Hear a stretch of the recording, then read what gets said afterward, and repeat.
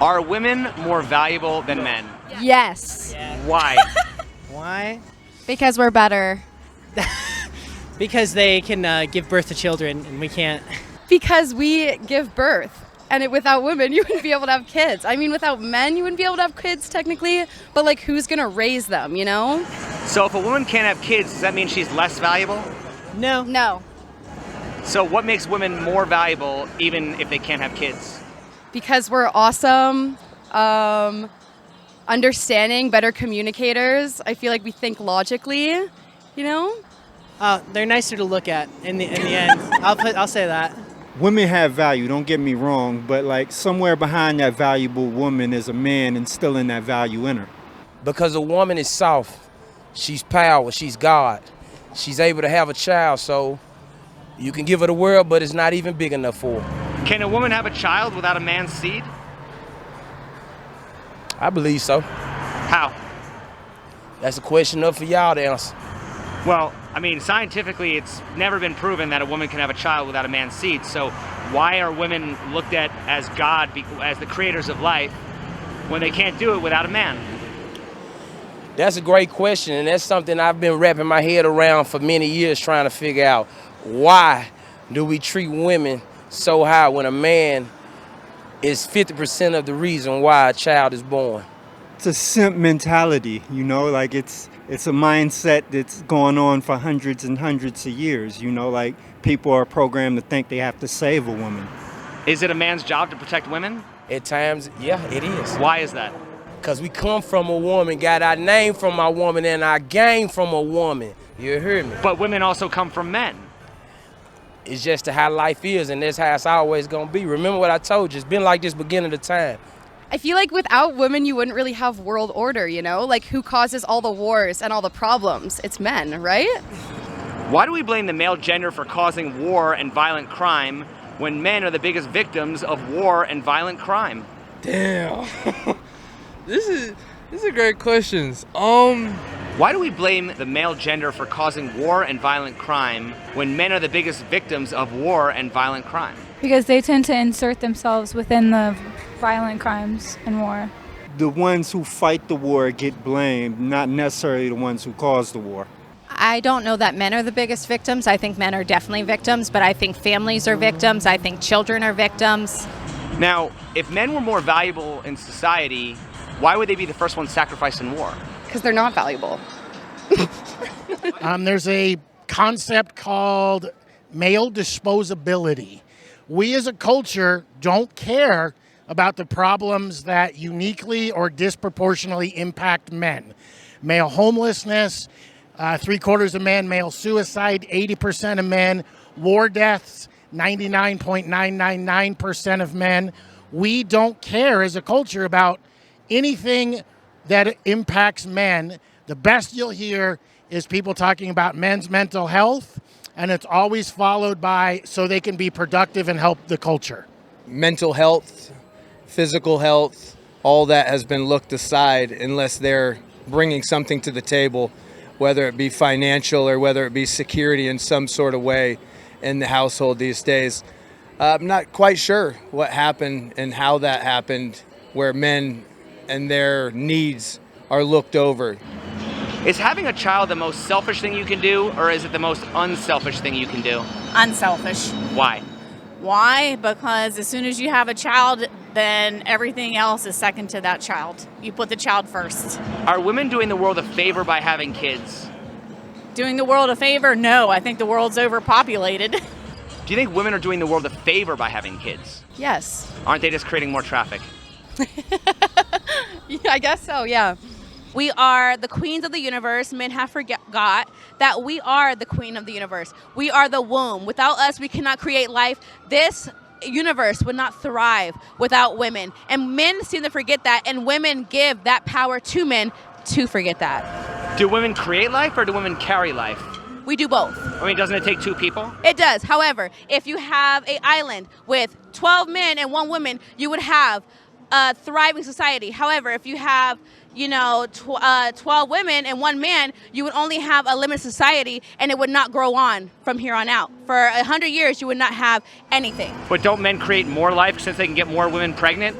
No, because if you have one man and 12 women, you have a thriving society because women create the life. However, if you have one woman and 12 men, you get a lot.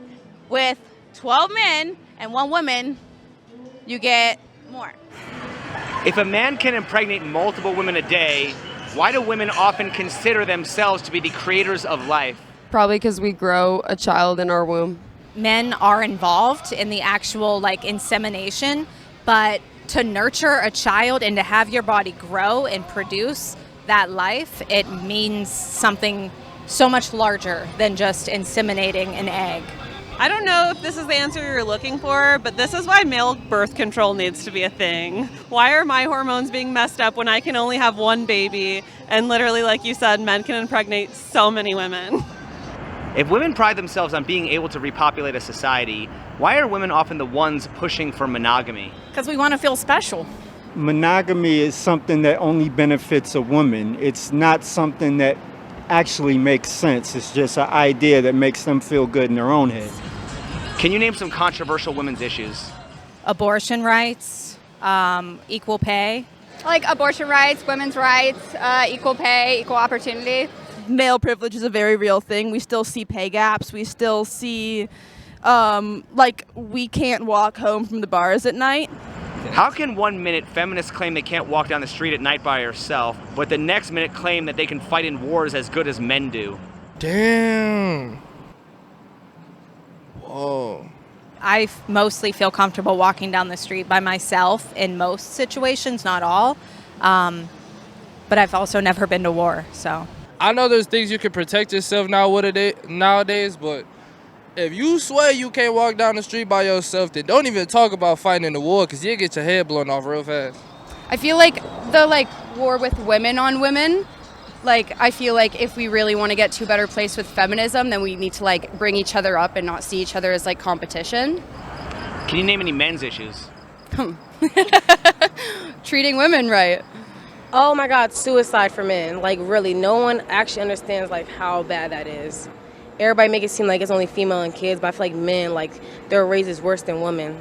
Women on this planet are here to procreate, be empathetic to men, and to teach people how to be empathetic and give empathy with other people. Should society be concerned with the growing epidemic of male loneliness? Probably.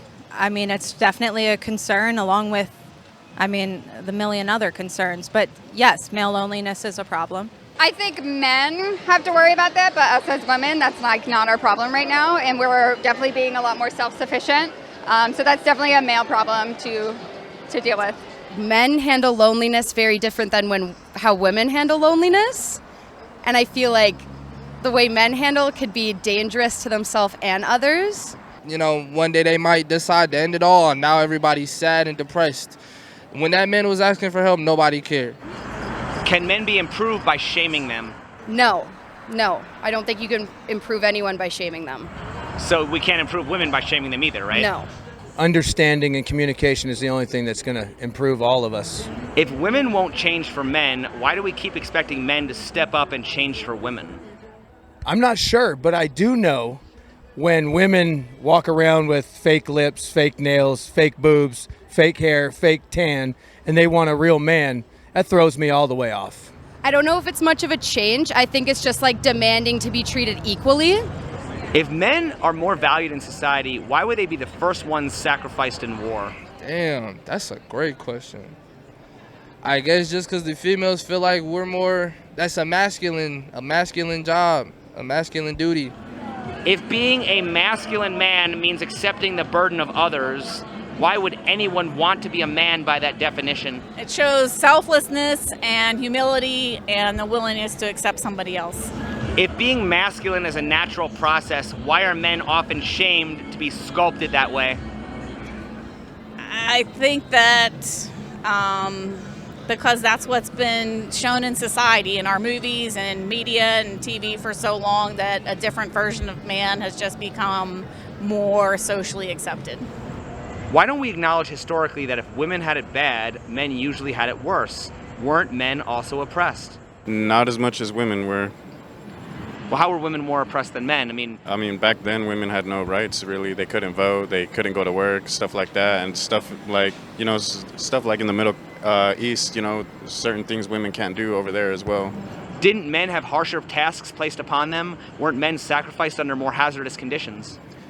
I would say yes and no, but those are the things we were willing to do on our own. No one forced us to do it.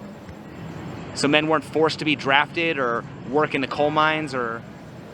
All right, well, that's a different thing, yeah. Well, I would say we were forced to be drafted and work in coal mines. So then why don't we ever talk about the oppression of men as opposed to the oppression of women? Men had that shit terrible. We was all these wars that happened back then. We was fighting that. Not saying it's like y'all couldn't, but y'all wasn't. Because I usually think for us as men, our views, our feelings don't matter according to society standards and stuff like that. Isn't that something that we should change? That is something we should change, actually. If women don't need men, why don't they build a female-only civilization on an island or a female-only Fortune 500 company and show the world how it's done? That's a really good idea. That should happen. I don't know why it hasn't. They could start a GoFundMe page, right? Yeah, if you can, why not? What do women need men for? Not a lot. No, nothing. We need men to live. I wouldn't lie to you. We need men to live. To guide us on just a little bit. What do women need men for? Just for the few steps that they don't know, like what to do, because I feel like men know more than women's, maybe smart-wise, book-wise, street-wise. So just like having a man there for an extra step. Could it be for accountability and disposability? Maybe accountability, maybe to take on when they're wrong and when they're right. But aren't men the disposable gender when it comes to war? You're right, but I just feel as though that them there would let the women know. Do you think that women were protected throughout history as privilege, or were they protected as society's investment, as if they were all baby factories? I think they were protected as investments due to the men really knowing the value of them. But once they stepped out into the workforce, whether it be sex or stripping or exploiting themselves and making an independent living on that, I think the value really just disappeared on all senses of the word of what a woman should be. A lot of the issues that I bring up on my channel are often met with responses like, it goes both ways.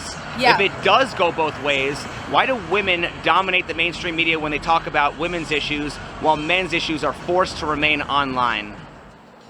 I think it can go both ways, but if we're talking about sexual assault cases or stuff like that, the majority is men on women. So yes, it can go both ways, and if you're a victim of that, that is really shitty. But I think right now we're focusing on the bigger picture, and it's women's safety, and women's equality. Everybody has an agenda, and I think that the media is there to get ratings and get views, and it's not necessarily factual in nature a lot of times.